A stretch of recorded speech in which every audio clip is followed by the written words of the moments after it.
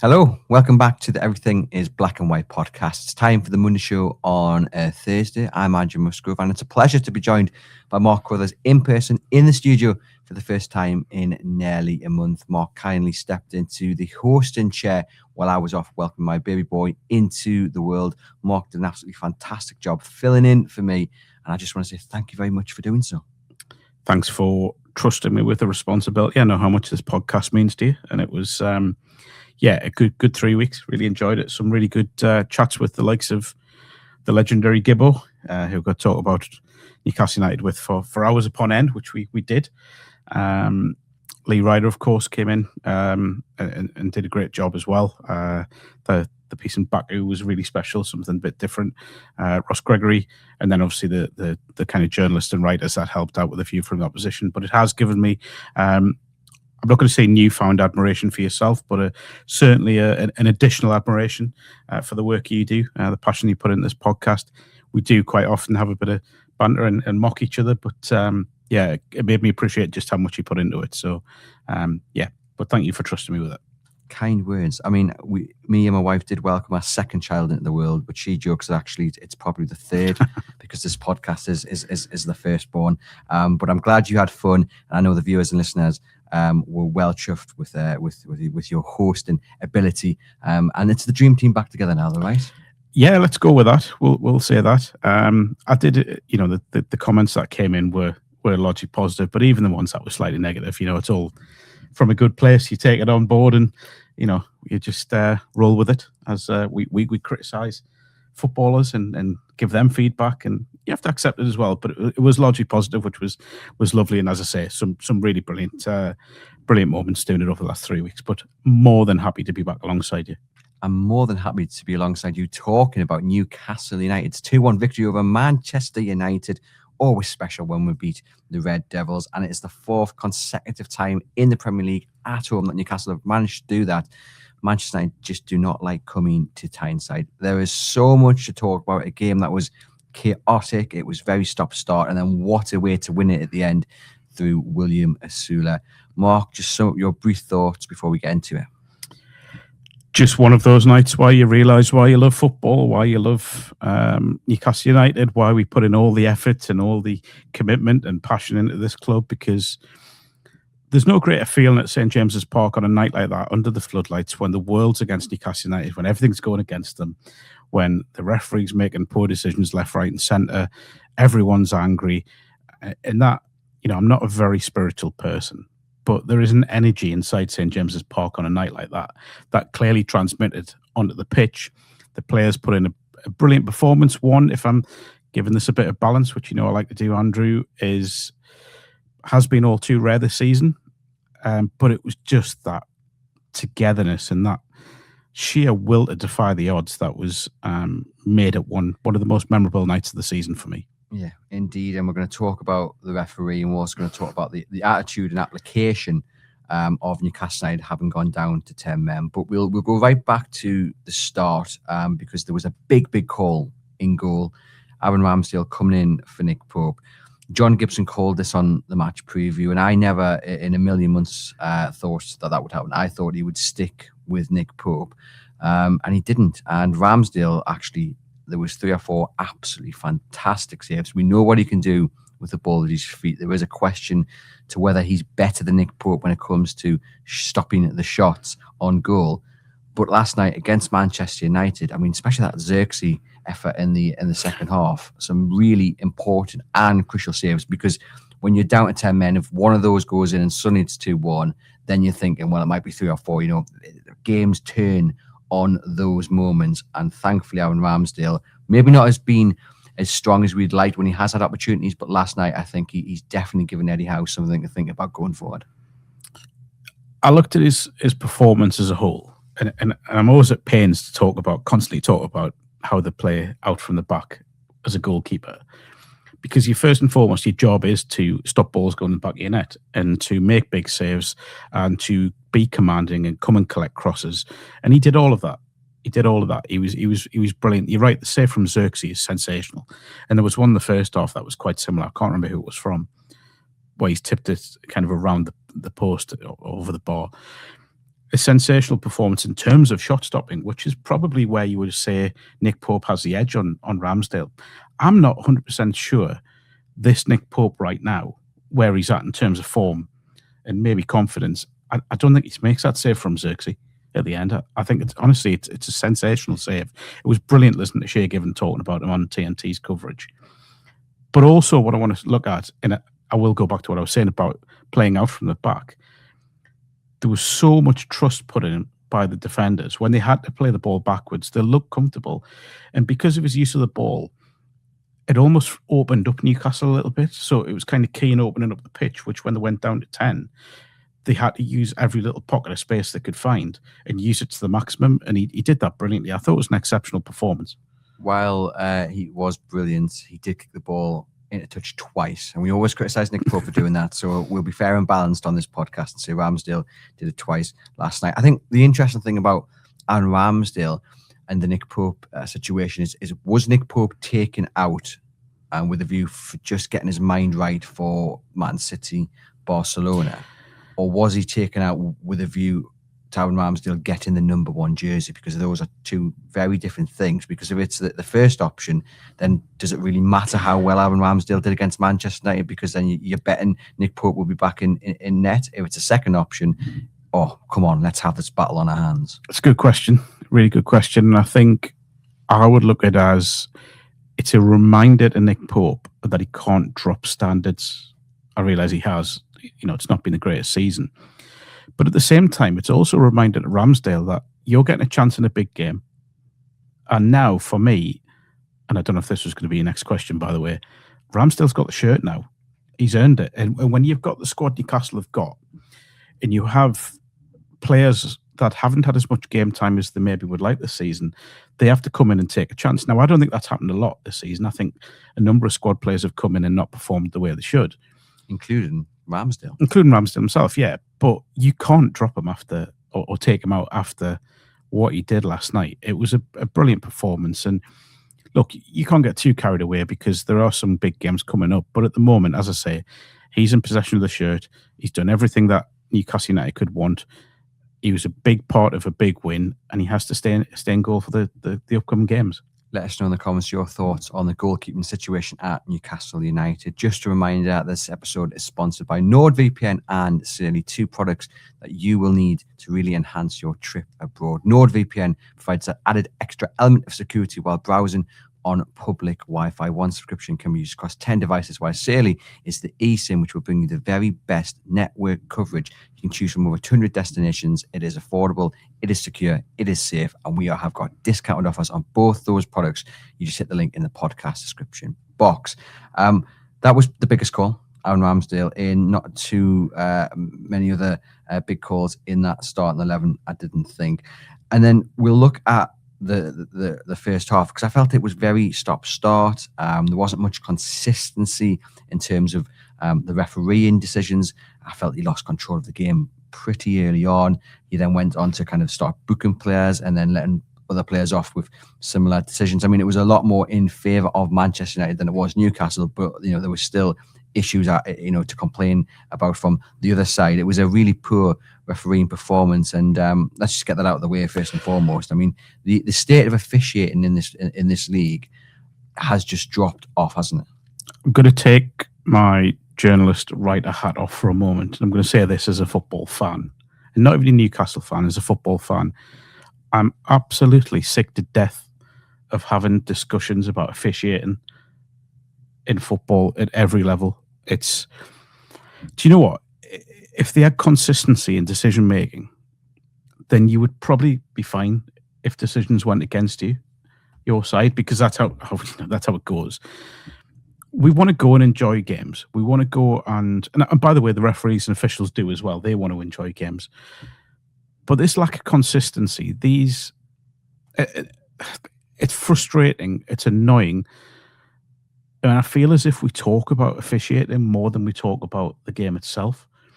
Now, VAR came in at obviously the top level, and it was supposed to help the on-field officials. But I think it's gone beyond that now, where it's like they feel as if they can make any decision because VAR will be there to help them, apart from in certain situations, ironically, like the Ramsey second yellow. There's no accountability anymore. Now, who's the referee the other week? I'm sorry, who was on the Newcastle game, and Chris Kavanagh. Chris Kavanagh. And it was said he was taken off a Premier League game the next week because of his performance in that game. But then he was back last weekend. No, hang on. An absolute mess up at Old Trafford. But what's being completely overlooked is on the Thursday night, I'm fairly sure, he had a Europa Conference League game, so he wouldn't have been on a Premier League game anyway. He had a Conference League game in, I can't remember where it was, but it was a long journey, so he wouldn't have had a Premier League game anyway. There's no accountability. That referee will walk off the pitch last night, probably thinking he's done all right. I'd hope not. I bet he does. Peter Banks, yeah. And I'm, apart from Manchester United fans you see on social media, I'm yet to see anyone go, apart from Owen Hargreaves, by the way, I'm yet to see anyone think that Ramsey should have gone. Yeah. And I think what made it all the more frustrating is that you could argue that Luke Shaw should have gone before Ramsey got a second yellow, because Luke Shaw pulled down Anthony Elanga when Newcastle won the break. The referee just doesn't give him a yellow card, and then moments later, again, he ends up tapping Elanga and finally gets a yellow card. But those are the fine margins again where games turn on, and it's frustrating. And then it wasn't a very good first half to watch because there were so many fouls, and the referee didn't have control of the game to knock that out of both sides. It was a really, I don't know, it just wasn't a first half that you'd remember, I don't think. The one thing, just to roll back a little bit, the one thing I would say is that if a player's on a yellow card, I think we need to get away from this thing of the next time they commit a foul, that's another yellow card, because that's not always true. Those two were, though. No, I know. I'm just making the point in general, though, that, and I see this again at all levels of the game, that when you see someone in a yellow card, the next foul that they make, everyone's screaming for a second yellow. And so, well, it's not really, because it's not. It's just mistimed or whatever. It's not necessarily a bad challenge. But last night was one of the most frustrating, and this is saying something, by the way, one of the most frustrating refereeing performances I've seen because of the absolute lack of consistency. And you're right to say, by the way, that he was equally bad for both sides, because Newcastle got away with a few bits. Joelinton was very lucky, in particular after his booking, when he applauded the referee sarcastically. And I know we do laugh about that and say, but it is kind of a bookable offence. Oh, 100%. And then every time Joelinton was steaming into a challenge, I was watching with my hands over my eyes, because you just fear him clattering into someone. By the way, though, Joelinton for me was man of the match. I thought he was absolutely colossal. And to have that discipline when your game is to absolutely run over people, to rattle people, to be that tank, and then to get booked, I think it was midway through the first half, not sure the exact time, but then to have that discipline to be able to change and adapt your game and not lose any of that kind of stardom or dominance that he had in that game was absolutely brilliant. And there were a few names you could put forward who could have walked away with man of the match, but for me, I can't look past Joelinton. I often call him a bringer of chaos, but weirdly last night he was a bringer of control and composure. Now, I've been quite but questioned how comfortable he is on the ball. But last night when he was in possession, apart from that shot that he put in the Leazer's end, that nearly took my head off, by the way, I just thought he played so well, and it was really composed. And you're spot on to point to the fact that he's self-control after getting that booking, after evading what I think probably should have been another booking for the sarcastic applauding. The way he didn't dive into tackles, the way he didn't do those niggly fouls, the way he didn't pull people back, the way he just imposed himself on the Manchester United midfield, and at times drove Newcastle forward, ably supported by Sandro Tonali, who I thought had a very good game as well, by the way. It looked like the Sandro Tonali we know. It was a brilliant performance. I think you're probably right. He probably should have got man of the match, but I understand why it went where it went. Where did it go to? I can't remember now, but it wasn't Joelinton, I don't think. Let us know in the comments, because I remember thinking it probably should be Joelinton. I haven't even looked at the league table. I'm not tired, but we'll do that in a moment. It may have been Trippier. Okay. But again, we'll check it out. We'll come on to him. But I think the first half, there was a lot of, they weren't even getting the first pass right for the first kind of 35, 40 minutes, which was really frustrating. They'd win the ball and then they would give it away, and it was just a horrible kind of opening half an hour or so. What changes the game is obviously Jacob Ramsey getting sent off. Couple that with just the decisions from the referee, and all of a sudden you've got the fuel that ignites not only the players but also the fans, and suddenly it is kind of the Newcastle United of old, the siege mentality, the world is against us, and that's when Newcastle United are at their best, and that is why I feel they won this game. And we're talking about the referee being the 12th man when it comes to Manchester United, but actually he was probably their own worst enemy, because those decisions and his awful performance and the awful decision to send Jacob Ramsey off, for me, is the foundation to Newcastle United picking up all 3 points. I mean, the decision itself, Ramsey's clearly just off balance. It's a simple. He hasn't appealed for it. He hasn't put his arms up. He's not screaming. What I would say is, I think the referee was influenced by the fact he was surrounded by 5 or 6 Manchester United players straight away asking for a yellow card. Clearly, knowing Ramsey was already on one. I think Alan Shearer said it, didn't he, on Twitter, that the more the crowd got up, the more uncertain the referee looked. And I think it's right. I think he was influenced by Manchester United players. He was influenced by the crowd. This is what annoys me. Like, there's so many factors that seem to impact on referees' performances, as they can with players. We should say that, but they have to keep a modicum of control in the games, and he didn't last night. He never looked in control of that game from minute one. I realise we're going to come on to it. The end of the first half, we could do a podcast on that on its own. I mean, what, 9 minutes additional on top of the 3 that it was meant to be? Where's that come from? Yeah, if it's the red crazy card, that was what, a minute and a half maximum. So where's this come from? It's beyond belief. And when I because I normally can't sleep when I get in from late games like that. So you watch it again back on TNT, and it was kind of brushed over to an extent that he added on all this additional time. And I can't get that. It's awful officiating.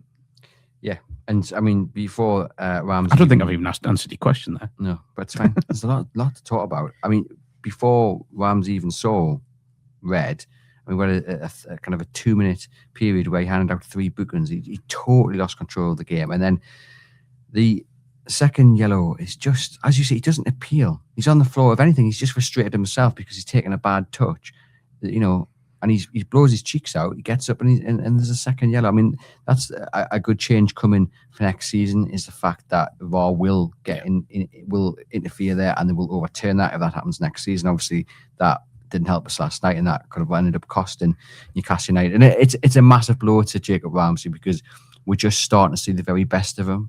And now he's going to be out for, was it 1 game? Is it more than 1? It'll be 1, because 2 yellows is 1. So I'll tell you what is equally frustrating, that you can't appeal a red card when it's 2 yellows. That makes absolutely no sense whatsoever.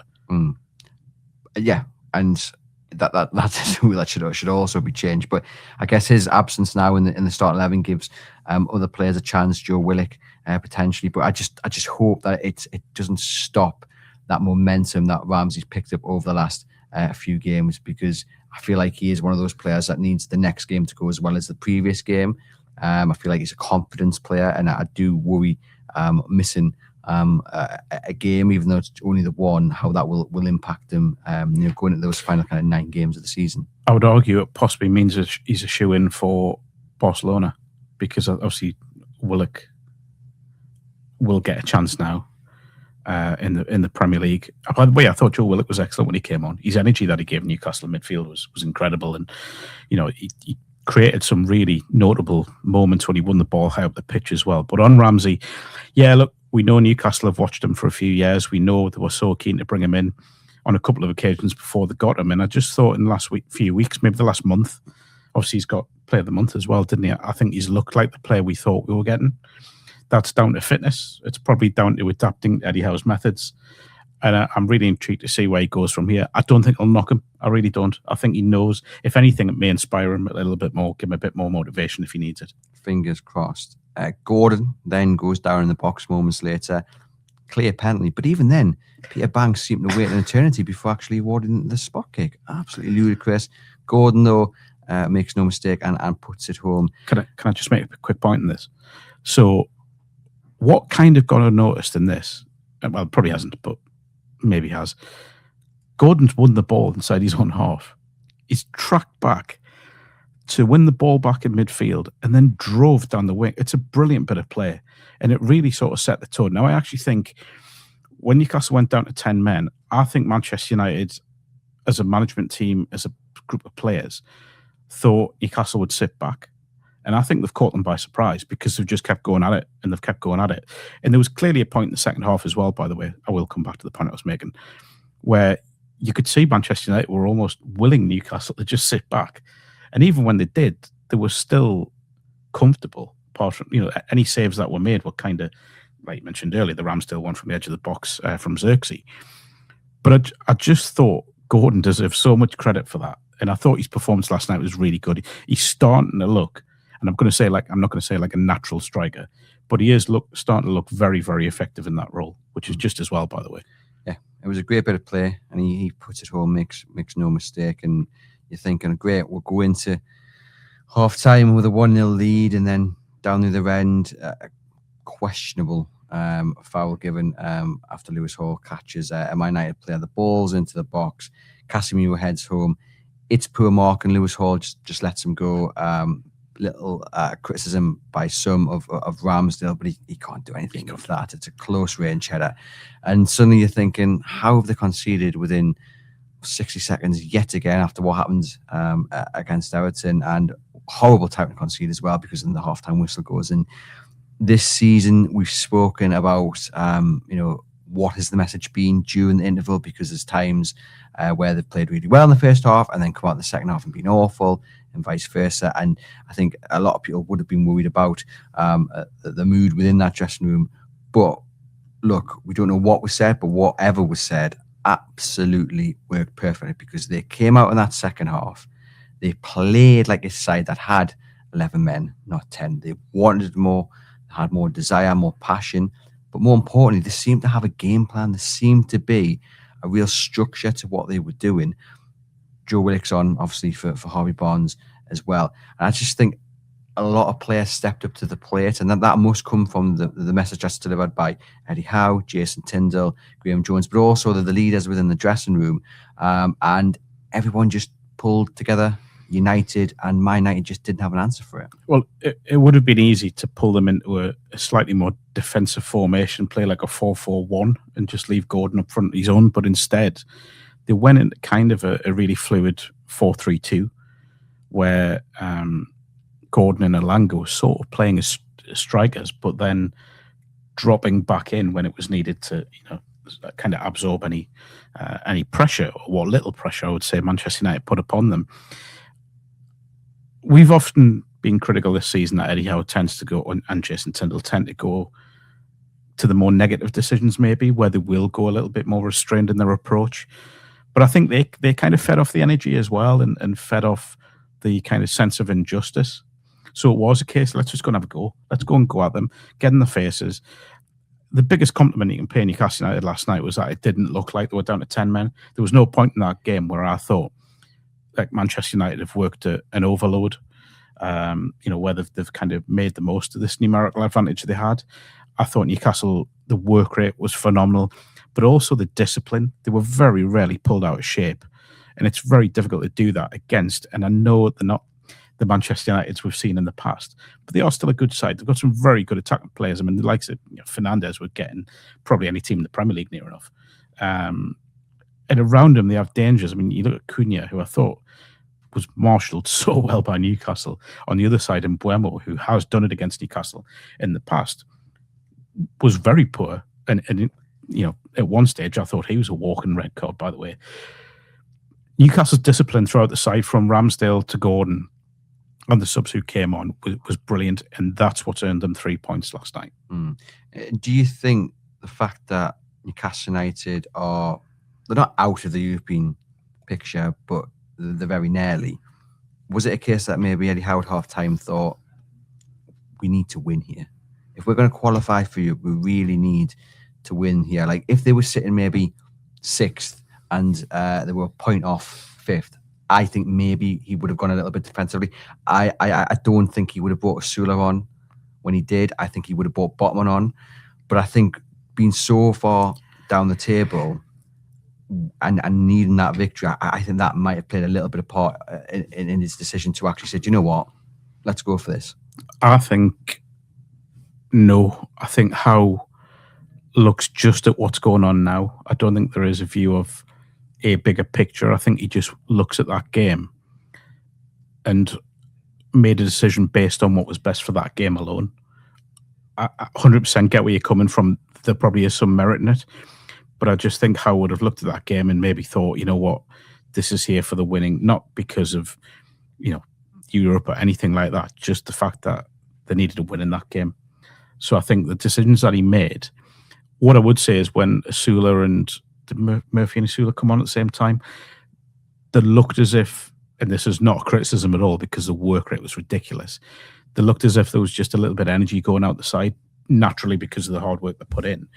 So I think, the one thing those two players do is they do bring that energy and kind of enthusiasm. Admittedly, at times it's unpredictable, but it was the right decision at the right time because of that. So yeah, I don't think that would have come into his thought process. I think it would have just been purely on that 90 minutes. Let us know in the comments your thoughts on that. We mentioned earlier in the show the fact that there was this kind of siege mentality and underdog kind of attitude, and that's when Newcastle United are at their best. And I totally agree with that. I think when we feel a sense of injustice, that is when Newcastle United raise their game, when the fans and the players are most connected because we want to right a wrong. I'm going to slightly play devil's advocate here, and I hope viewers and listeners don't mind us doing this just because it was such a fantastic win. But we're going to come to a point, and we've already seen it this season, because Newcastle United have got into the Champions League. They've won a cup, and I think teams do consider them to be within that kind of elite band of sides. As bad as the domestic campaign has gone so far this season, where they're no longer the underdog. You go against Wolves, you go against maybe a Crystal Palace or a Burnley. You're not the underdog. You're expected to win that, and that's where we've seen a little bit of an issue this season, especially where, for whatever reason, the mindset just doesn't click, and they can't enjoy being the dominant side. They can't enjoy being the side that is expected to win. Last night, underdog, it worked perfectly. It played into their hands. The referee being awful, the sending off, etc., etc. But we are going to come to a point where that can't be the case, because especially in the Premier League, how many teams on paper, everyone fit, do you really look at Newcastle United being the underdog to? Would last night be classed as that though, as an underdog? I think more... underdog is in terms of the situation that presented itself. Okay. Yeah. And obviously, so like say, okay, against Wolves, you could have two men sent off, and then you become the underdog. But also, there is something about Manchester United, regardless of how bad they've been recently up the Tyneside, there is still that kind of, there's something about them, and also the form as well. So I'm not too sure many people coming into this game would have predicted a victory. I think you would have taken a point. I predicted a defeat. And I do think there was that underdog element even before all the rubbish decisions. Yeah, okay, I get that. Yeah, I think this is a discussion we had earlier in the season, isn't it? When do Newcastle have that elite mentality? So when you go into games against your Manchester Cities, and they kind of showed it when they played City at St James's earlier in the season when they beat them 2-1. Let's go at them. Let's go and test them. Show how good we are. Show that bravery on the ball to play it in the most difficult of environments when you're put under pressure. And this will be key in the next few weeks, by the way. But then at the same time, that elite mentality when you come up against your Burnleys and your club's struggling at the wrong end of the table, your Wolves and clubs like that, go and impose yourself on them. Go and show them why you are an elite club. You believe you're an elite club. Now, it's a really interesting period that we're in with Newcastle now, because every game has something on it. From late January onwards, every game has been a big game against big opposition. Whether it's a Champions League tie, whether it's an FA Cup, Carabao Cup semi-final, obviously the derby's on the horizon now as well. Every game's huge, so Newcastle have to really be brave And Eddie Howe and Jason Tyndall and everyone connected with the club has to be brave going into these games and show, what they showed last night, show that willingness to just do everything you can, to be ruthless in every single decision you make, to come through it. I actually think this is, and maybe I wouldn't be thinking this if the result hadn't gone the way last night. I think this is one of the most exciting periods I can remember as someone who's followed Newcastle United, because you look at it and think, and I'm not one that likes looking back too much, but if you think under those, the dog days under Ashley, that Newcastle would have a period where they're playing a domestic cup semi-final, they'd be in the last 16 of the FA Cup against Manchester City at home, they would be in the last 16 of the Champions League getting ready to face Barcelona, and still on the fringes of a European push. It's so exciting. This is what happens with elite clubs. This is what happens with big clubs. You get periods like this, and you've got to do everything you can just to enjoy it. It's not going to be easy. We know that. But there's been a lot of work gone in to get the club to this level, on and off the pitch. If they could come through this, then I think it'll set the tone going forwards for not just for next season, but for years to come. Well, fingers crossed. I want to speak about Anthony Elanga. Obviously, he's coming for a lot of stick. He hasn't lived up to the price Newcastle United paid for him. I thought last night he was really, really good. Again, in difficult circumstances, he was clearly given instruction to kind of stretch the player to chase Man United down. And I thought he was good without doing what we want to see from him, i.e., grabbing a goal, laying an assist, but he was in the right positions a couple of times before the sending off. I just thought he had the energy which allowed Newcastle United to control the second half as best they could. And the telling point is when he got substituted, he got a standing ovation. Flip back to about 20 minutes in, and Kieran Trippier plays the ball down at the right-hand side, and Elanga takes a really heavy touch, and then he overhits the cross, and it goes out of touch on the other side, and there's audible groans, which I thought was really, really harsh because, yes, he's overhit the cross, but come on, players do that every other cross, really. To flip that then back to when he got substituted towards the end of the game, and he got a round of applause off nearly every man and woman in that stadium. That, for me, shows you that slowly but surely he's getting to where he needs to be. And I think with any Newcastle United player, if you give your all and you show that commitment and hard work, they'll appreciate that. Now it's just down to Elanga to do what he was brought in to do and start scoring and setting up goals. So I think the big thing I would say is when a player isn't in form, you fall back on your, what I guess a manager would call non-negotiables. So if you're not playing well, fair enough, players don't play well, it's form. It's not a representation of his ability, but what you do when you're not in form is you make sure that you're working hard. You make sure you do your part for the team. You make sure that you are doing everything your manager wants you to do off the ball. And I thought there was a point in the second half last night when Elanga's tracked back. I want to say Luke Shaw, but it may have been when Mazraoui come on, and he's won the ball in front of the dugouts. And I think whoever the Manchester United defender was has fallen on the ball, and he's just battled and got out that area and then played the ball into midfield, and Newcastle played from there. And it felt like a big moment for him, even though it's something really small within the game. Because then you looked and thought, you know what? He's got something about him in terms of personality. He's got something about him in terms of, he is motivated, he is determined, he is going to do what Eddie Howe wants. This kind of goes back to what we've spoke about a lot with him, which is sometimes players do take their time to get used to Eddie Howe's methods. Did you hear the Isaac Hayden stuff talking about Howe's training sessions? It's going to take not every player is going to go into that and go, bang, that's it, I've got it. It is going to take time. And I just wonder, a little bit like Gordon did, and I know I've used that reference before, but a little bit like Gordon took 6, 7, 8 months to get going at Newcastle, I do wonder if Elanga maybe has that. I hope it is, because he seems like a great lad. And I think there is a 100% a player in there that can become one of Newcastle United's key players. I feel like he needs a big moment, and I would love it if that came over the next 2-3 weeks. Yeah, score the winner against Sunderland. That would do it, wouldn't it? But there was Barcelona away. there was a moment in the first half when he does a couple of step overs and beats the full back and gets the ball in the box. Like, more of that. Yeah. And then in the second half, around the same time you were talking about there, where he just shows that bit more desire and energy to get to the ball. He chases back and he wins it. And like I say, I'm hopeful that standing ovation that he got it just helps him get onto the next level, because there's definitely a connection there between him and the majority of the fans. I think they can see when someone's struggling and that they know what that is needed to be done to make sure that they're all right and hopefully get back to their best. And there's also a sign of appreciation for hard work and commitment. And I don't think you can doubt that at all when it comes to Anthony Elanga. So hopefully more to come. I did say about 10 minutes before Will Osula came on to my mate who I was sitting with, I was like, I'd bring him on now. Just give him a bit of legs. You know, I can't see Wissa being the answer here. I mean, a penny for Wissa's thoughts, actually. But maybe that's a conversation for another episode. But Osula comes on, and I want to talk first off about the decision to bring him on, because so late in the game, it's 1-1 against Manchester United. You're in a bit of a bad rut at home. You've lost your 3 last Premier League games. Things aren't going particularly well domestically.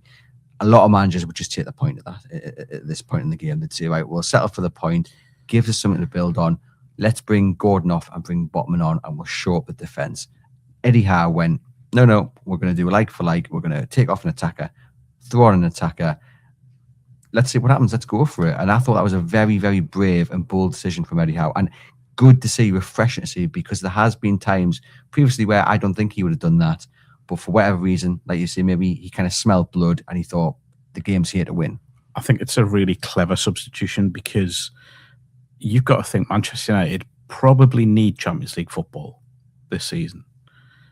So they're pushing forward. You could see they were becoming a little bit more desperate.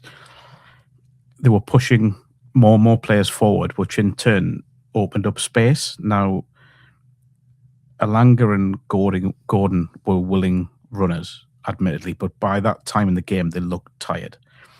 You know what Osula is going to bring. You know, it isn't always the top class quality that you want, but he's going to run. He's going to give energy. He's going to give you legs. And the one thing this Manchester United defence doesn't like is pace. Now, I look right across that back four, and they're not a quick side. They're not a quick side. You know, by the end, was it Dalot, Mazraoui, Maguire, and who was the other centre back? I have a team here. You have a look. Check. But yeah, it was. They don't like pace. They don't like going up against pace. They are vulnerable to it. So that's why I think it was a clever sub. It was the right sub at the right time, because a little bit of momentum was heading towards the visitors. And it was, yes, Lenny Yoro, who has got a bit of pace, but by that time, even he was looking mentally and physically tired.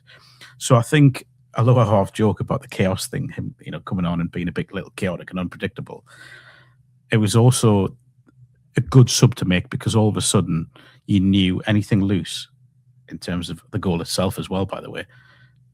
He's going to be on it. He's going to be pressing. He's going to be running at them. And that's the last thing a tired defender wants. Let's talk about the goal, because it was a very, very special goal. Kieran Trippier, and down the line, Will Osula chases it into space, keeps it in, then takes a little bit of a stumble. You think he's going to end up on his backside.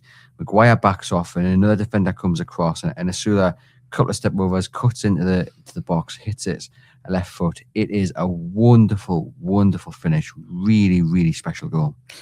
I'm going to take it one step further back as to who won the ball in midfield. It was Will Osula. He's nicked the ball off a Manchester United midfielder, played it to Trippier. It's a brilliant ball, by the way, from Trippier. People have completely overlooked that because of the quality of the finish, which fair enough. But it's a perfectly weighted ball down the line. I just think the whole goal kind of summed up where Will Osula's at, because he's done brilliantly, this energy and this positivity, and it's great. And then he just keeps the ball in, and you think, right, go drive. And then, as you said, he has this stumble, and you think, oh, here we go. But then composes himself, does one of the biggest step overs I've ever seen in my life, and then does another one to go around. And everything in my head's going, don't hit it. You're not going to score. But as soon as it's left his foot, you think, okay, that's got a chance. And then just a wonderful moment. Look, what I will say for Will Osula, and obviously we've discussed him quite a lot on here, there still is a good chance he may leave in the summer if a decent offer comes in.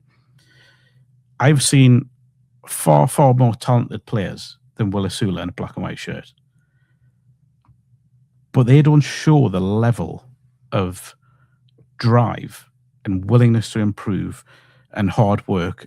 And that is what could give him a chance of becoming a success at Newcastle United. I just want to point, if I can, to Eddie Howe's post-match comments about the training before the game, how they were doing this, working with him, cutting in from the right-hand side, whipping shots in. And when they thought he'd finished, he went and got, was it another 10 footballs, I think he said, to do another 10 efforts. That shows a level of determination and willingness to go above and beyond to improve. And that'll give him half a chance here. As I say, we could sit here and name probably 50 players, and this isn't me putting anything on Will Osula here, 50 players that would be considered to be more talented than Will Osula. But that desire and work rate and commitment and eagerness to improve and learn more will give him a chance of, and I'm not trying to overplay last night, but it will give him a chance of becoming a better player at Newcastle United. I think the difference for me is that Will Osula has self-belief. He has confidence within his ability. You look at Nick Valdemara, he looks like a man who is feeling a little bit lost, weight of the world on his shoulders. Johan Wissa, also, I think you can put into that category. Now, I'm not doubting that they don't believe in themselves. I'm sure they do, but they look like they're struggling a little bit with confidence. Will Osula, I think, has a massive ego in many ways, and then that's not a negative. I just think he thinks he is like the best player ever, kind of thing, and that's not always a good thing. But I think that's what Newcastle United needed against Manchester United. They needed a forward who just felt like he could, change the game, could win the game. Because what's Nick Valdemara doing with that ball? What's Johan Wissa doing with that ball? You could maybe point to even Harvey Barnes or Anthony Gordon in that situation. Are they going the corner flag? Are they turning back and passing it back to Kieran Trippier? Are they going for the point?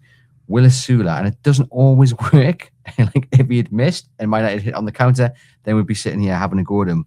But it did work, and I just feel the self-belief and the confidence that he's got in himself. And it's easy when you've not been playing, so you've not been part of a side that's lost X, Y, Z games, and you've not been that striker who's missed chances or who's only had 14 touches in the box, and then you're getting lightly criticised by the club's record goal scorer.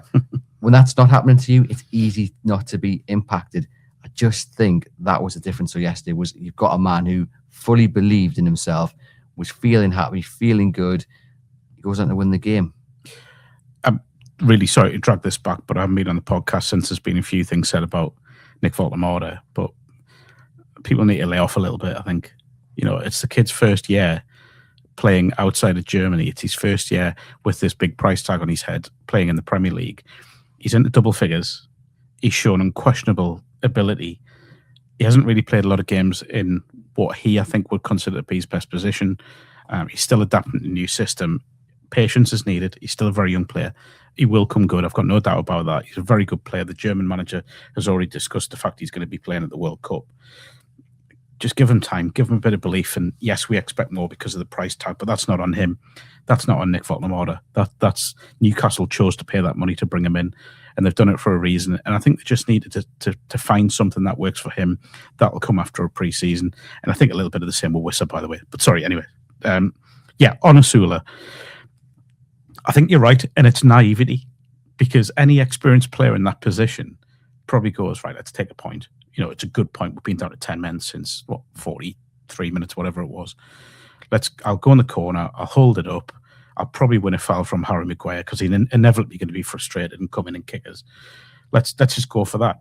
But that naivety, and maybe even just a willingness to do something, to have a moment, based on that self-belief you're talking about there, has worked so much in Newcastle's favour.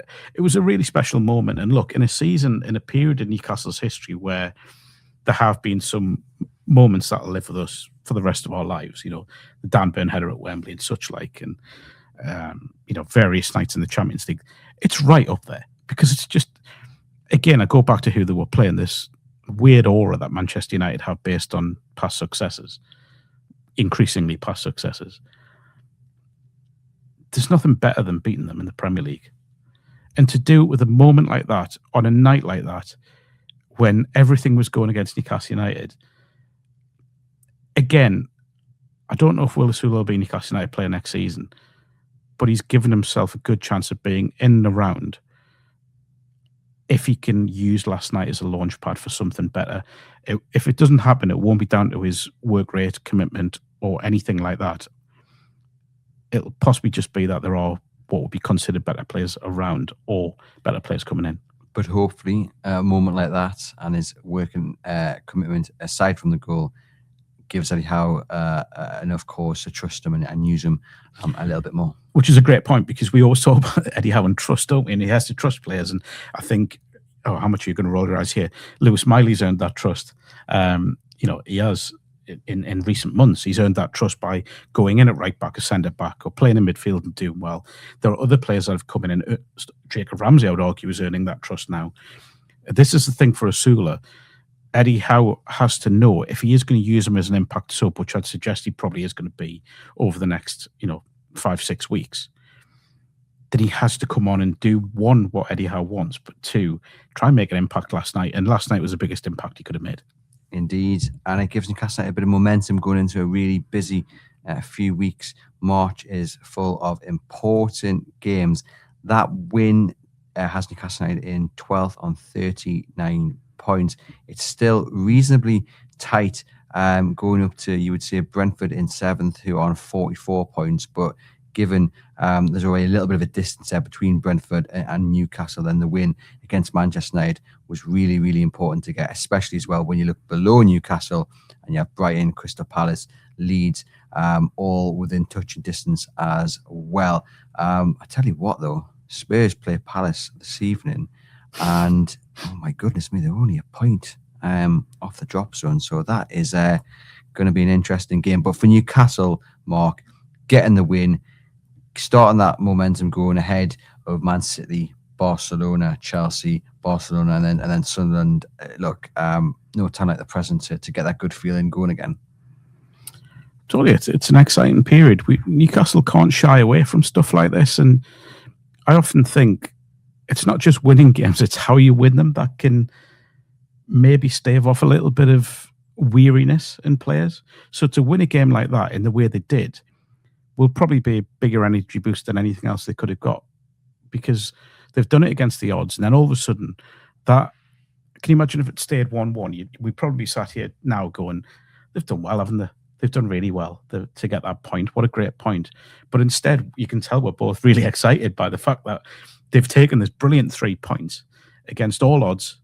And now they go into Manchester City thinking, well, the 2 times they played them at home this season, and even times in the away game, they've made City look vulnerable.